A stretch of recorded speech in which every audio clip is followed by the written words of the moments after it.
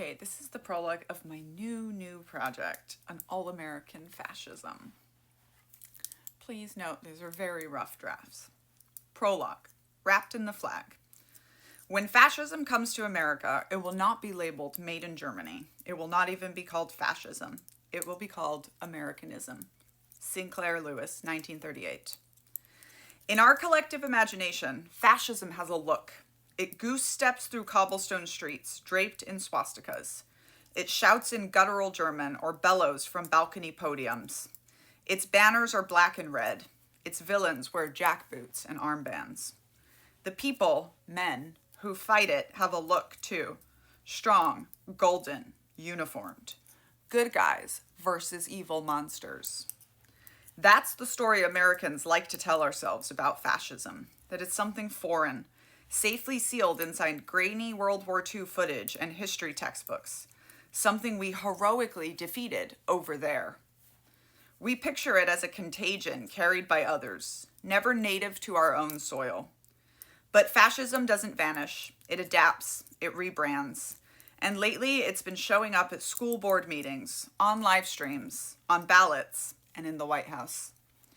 In 1933, while Adolf Hitler consolidated power in Germany, 20,000 Americans filled Madison Square Garden to cheer the German-American Bund, the so-called American Nazi Party. Beneath a 40-foot portrait of George Washington, flanked by swastikas and American flags, the crowd raised their arms in synchronized salute.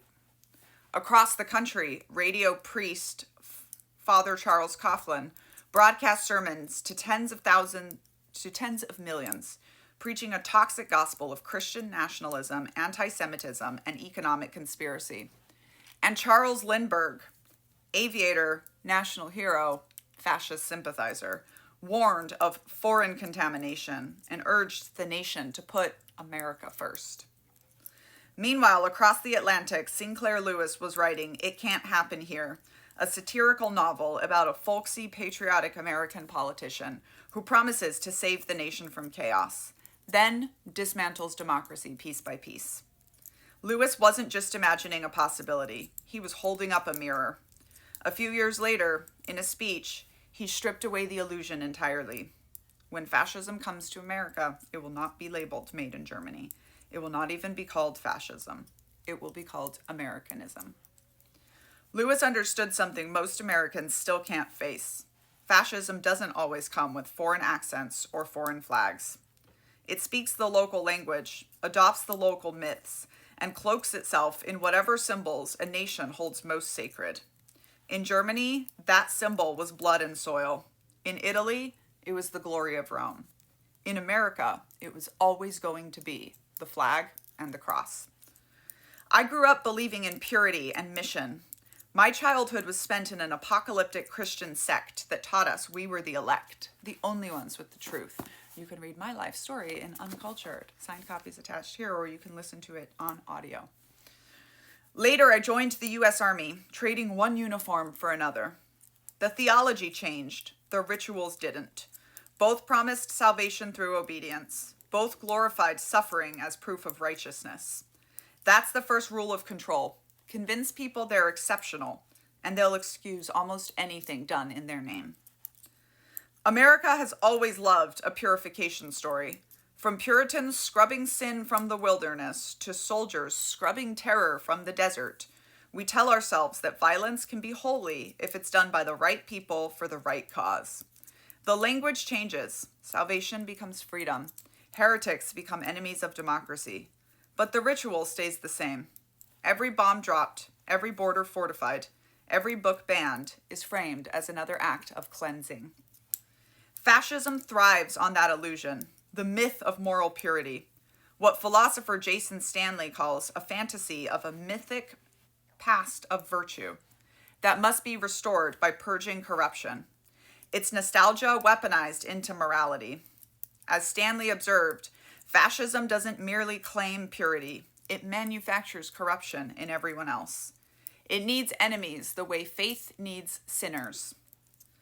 America's version comes branded in red, white, and blue. The myth of exceptional goodness is what allows an empire to see itself as innocent while it burns villages in the name of virtue. It's what lets soldiers believe they're liberators,